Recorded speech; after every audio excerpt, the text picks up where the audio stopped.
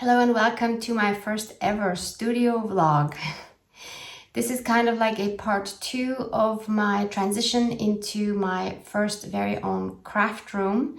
I have recently moved apartments and with that came this beautiful new craft room. If you've missed part 1 of the move where I started setting up this craft room, please check the video link below this video in the description box. Today I want to share some updates of my craft room and the process I'm going through still setting up my craft room. I've been in this craft room now just for a few days, and I would also take you along for some behind the scenes information of what goes on behind my whole YouTube channel. If you're new to this channel, welcome. I'm Barbara from Vienna, Austria, and I'm a full-time junk journal artist. And the big and very important task I need to concentrate and finish today is to finish creating my backgrounds for my digital October kit. So in case you don't know, I create a new digital junk journal and planner kit every month, and I release that in my shop every third week of the month for the next month. So after the third week of September, I will release my new October kit, which is called Enchanted Blueberry Forest. So obviously it's going to be a woodland theme, kind of has October vibes. And my background pages are always the basis of all the other pages that I create for that month. So I have my background pages for journal kits, but then I use those to create calendar pages with dates, without dates, freebies. Then I also always create a clip art page and an ephemera page. You can also find my shop linked below. If you are not familiar with it, I am not on Etsy. I have a standalone shop. That was a decision I struggled for months, and I finally made the decision back in 2020 to not use Etsy for numerous reasons. But first, let me show you around my studio a little bit. So this is my scrap box again. Here it's called Scrap Box. I got it from Germany. It's also called a dream box in the US and in other countries. So I don't know why it goes by different names, but it's all the same thing. It's a beautiful piece of furniture. As you can see, this is still the state, and repairing this seems to be more difficult than anticipated. So the issue was that the movers had dropped this side of the craft closet. It was in 3 parts. And not only has the door broken, so you can't really see it a lot from this side, but this whole panel was broken in half. So they just hammered it onto this, and now I can't open it from that side, but that's fine. I never completely closed it anyway, so that doesn't bother me. Hello, future editing Barbara here. I just wanted to reply quickly to a comment that a lot of you have made on the previous craft room moving video, where you said I should make an insurance claim because of the broken cabinet. And yes, of course, that would be completely the logical thing to do. But our situation is this, that we have a quote for the move from an official Austrian company, and it was horrendously expensive. So we found an alternative without all the bells and whistles, including the insurance. So we ended up paying not even a third of the other price, but the price we're paying now is the broken cabinet. And it was a risk that we were willing to take in order to save money. In hindsight, was it smart? I don't know. In total, of course, this is still much cheaper, but I do have the hassle with the cabinet now. So my advice would probably be get a company that has insurance and that packs everything up really well. But we will deal with this and we will figure it out. But the problem now is that these are too far apart, and this somehow needs to be fixed so that it doesn't have so much space here, because these shelves don't hold well because this gap is too big. My brother is coming tomorrow and he's trying to come up with a creative solution for that. Fingers crossed that will work so that I can finally put all my supplies back in, and so I can finally film regular videos again. So then we come around here. I still have some empty boxes down there which are left over from my drawer here, because I moved this down and so I lost some space here. So I put one of these drawers here instead, and I have 2 of these now left over.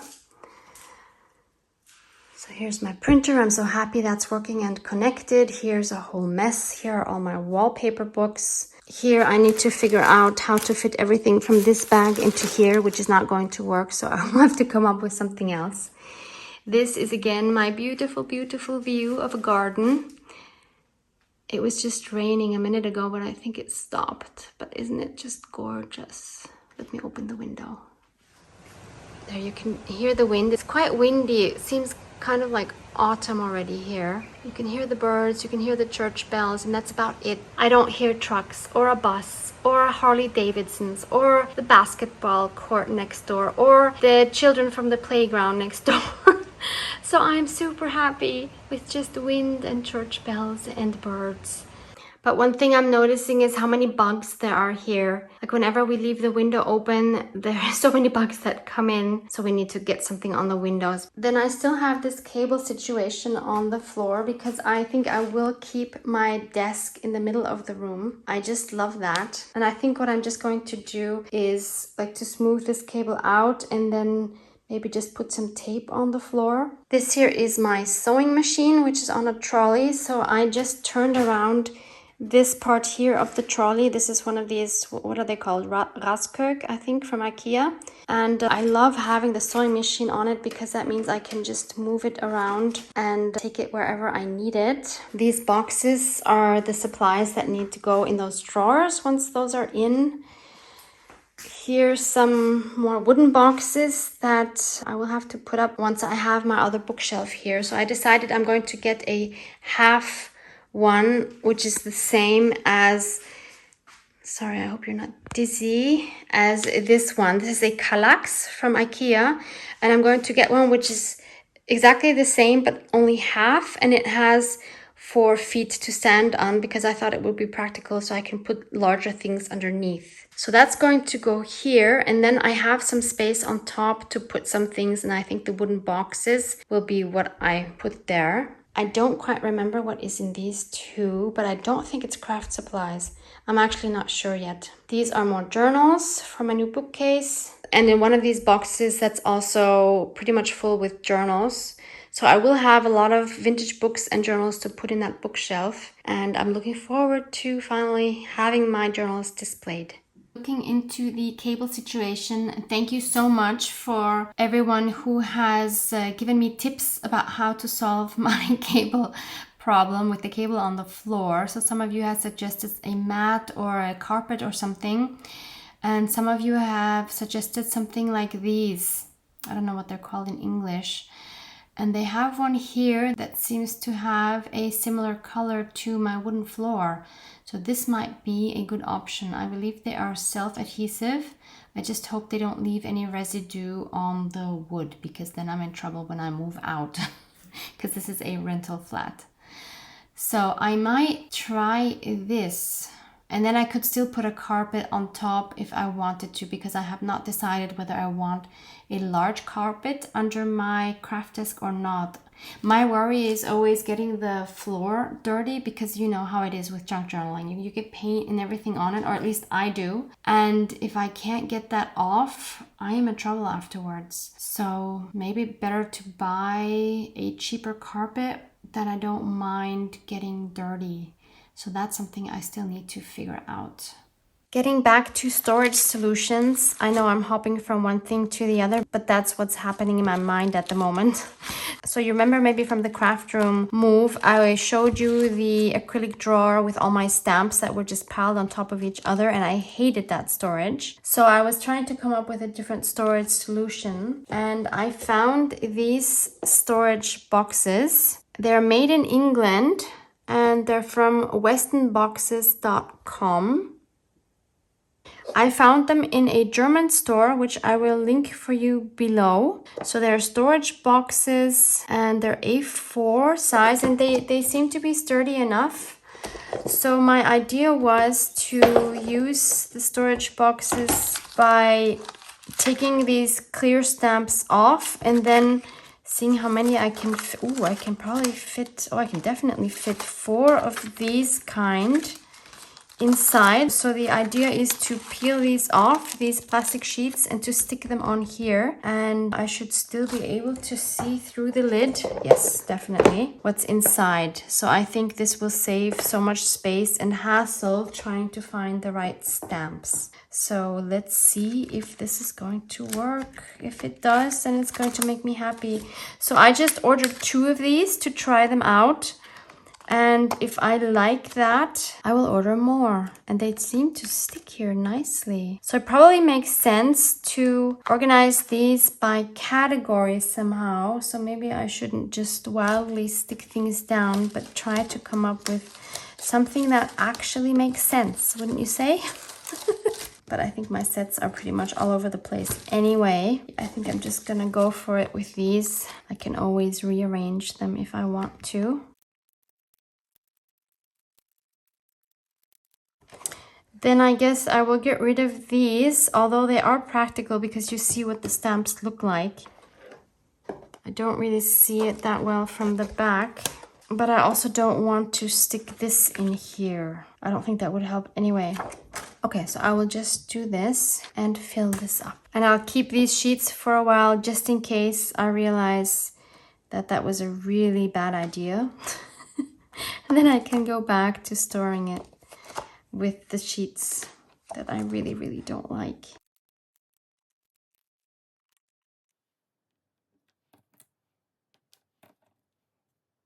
So that was 4 sets now in one of these boxes. The downside is I would have to stack the boxes. Sorry for the reflection here. Because the lids don't snap closed. So if I just set them up like this, they will open. So I will stack them like this. But I think that's okay because I don't think I will have that many, given that I can fit usually 4 stamp sets in one box. So I'm okay with that. And I should be able to fit both these Tim Holtz field notes and the ticket booth stamps in one of these.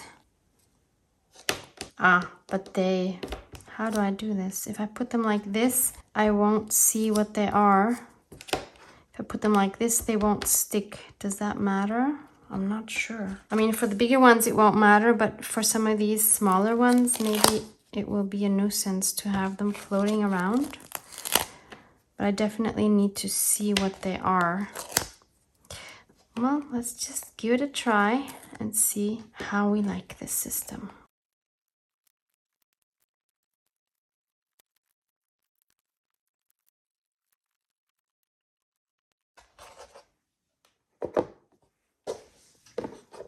I need to figure out where to store these. Probably in my new bookshelf in one of the squares, which will hopefully come and be set up tomorrow. I'm so excited. I can finally put all my journals in it. Yay!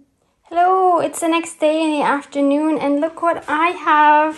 I have my second bookcase. I'm so happy. So this is the Kallax from IKEA, but like the half version. And the legs are separate as well so that I have a little bit of space underneath. As you can see here, I also put a carpet. So thank you so much for all of your ideas for my cabling. So this is still not ideal, but at least hopefully this way I won't kill myself by tripping over the cord. But it's not a perfect solution yet. But it's an improvement step by step. So now I can put some of my, or actually hopefully all of my journals in the bookcase. This is not all of them, but this is a good start. So let's do that. I'm so excited. And so many of you commented on the beautiful view from my window. It's true. I'm a very, very lucky girl. By the way, this is not my garden. This is the garden for the whole house, but I do get to enjoy the view, so it's fine. And it's raining, as you can see. It's beautiful. You say take me on a treasure hunt. I long for something new. Have you heard the fairies when they sing and dance? Oh, I wish it was me every night. When I close my eyes, I see. I actually naively thought that I could easily fit all my journals on the upper shelf. But I guess when you have them all over your apartment, you don't realize how many you have. So these are only actually the nice ones. I still have 2 boxes under my bed, and maybe I'll find some more in some other boxes. I don't know. Wow. I'm super happy with this. I think it looks cute. It's so fun to see all my journals together finally. It makes me really happy. And I don't really know yet what to do with the smaller ones. So I have 2 here. And I have 3. Count, Barbara. I have 3 here. So these are the small ones. And it would be really nice to have this whole surface here full with little journals on display, but the truth is that I need this space to put some other things. Like, for example, what I really want to put there, although it's not so pretty, is my die cut machine, because currently I have it, let me show you. So it's down here where my sewing machine is on top. And every time I have to get it, I really struggle getting it out. It's like a really bad place, but I never really had a good place to put it. So now I'm thinking to put it there where I can easily access it. But somehow that doesn't appeal to me now. I will have to think of where to put this so I can easily just take it without having to try to wiggle it out of some place and then, you know, unfold it, because that will make me not want to use it a lot. So I can also see this from my desk. So that's really cool, and that really makes me happy. And I don't need to access them a lot, except for these that I use for my doctoral snacks. But otherwise, they are really just for display and pretty to look at.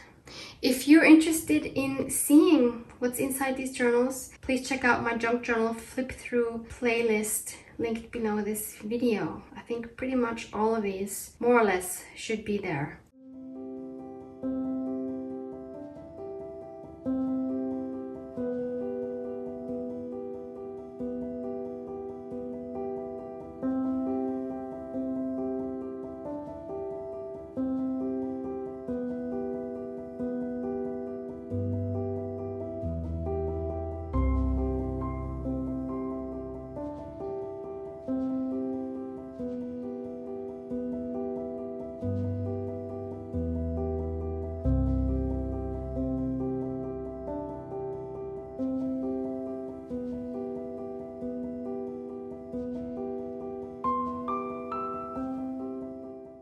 So once I've updated my calendar, this is my monthly overview for October.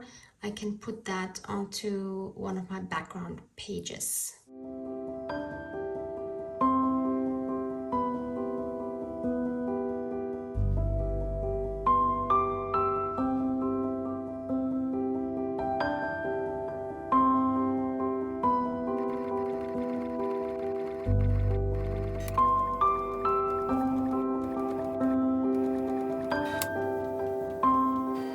It's Monday and I have finished all of my calendar pages for October, as well as my clip art and my notes. I do still need to do the ephemera, which I hope to complete in the next 1 or 2 days. But in the meantime, I would like to show you something else. So during this past week, I had an amazing visit here in Vienna. My lovely friend Bea from France was here to visit Vienna, which was a long time dream of hers. Not to see me specifically, but to see Vienna. And I met up with her and her hubby a few times. So hi Bea and Patrick, it was an absolutely amazing experience to meet you too. And yesterday we spent some time at our biggest flea market here in Vienna. And of course, she and I both found a few goodies. So I would like to show you some of these in close-up. So the first item I want to share with you are these beautiful buttons. Bea and Patrick were laughing when they saw me getting these because they had seen my previous video with the moving of the studio, where of course you can see that I have quite a few buttons, and they did not really understand the need for more buttons, especially Patrick. Greetings, Patrick. But of course you can never have enough pretty buttons, and I love this kind, and I feel like I don't have enough of these. So don't judge. The second thing I got were these beautiful small little portraits. Oh, by the way, these were €1 per bag. And then these portraits were 50 cents each. And they are all of famous actresses. Most of these I have never heard of, to be honest. This is what they look like on the back. So those are actually cigarette cards. It says Cigarette Factory in Dresden, Germany. So these must have come in the cigarette packages. I've never seen these kind of cards. Look, and there were some with the gold. How cool is that? And there's this one. Love this one. Anna May Wong. I've never heard of her. I have another one of her. I think these are so great. Oh yeah, there's the other one. Love these. So both of these are from her. I think these are my favorite ones. And there's this one.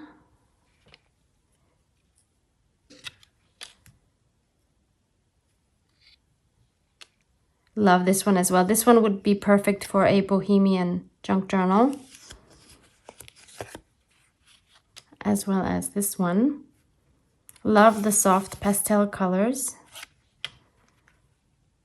Look how grand she looks. Of course, Marlene Dietrich. I think most people know her. And then this one. Then there was a whole box of beautiful watch parts. And I got myself these 3. I think they're absolutely beautiful. I will have to clamp these little bits off, I think. But that should be okay. Love these. And these were actually €5 a piece, so not very cheap. So I will have to think carefully where to put these. Then I got this cute book, a French book actually, which was funny that I found that yesterday together with Bea, who is from France. But isn't it just gorgeous? It's an encyclopedia of flowers, of garden flowers, fleurs de jardin.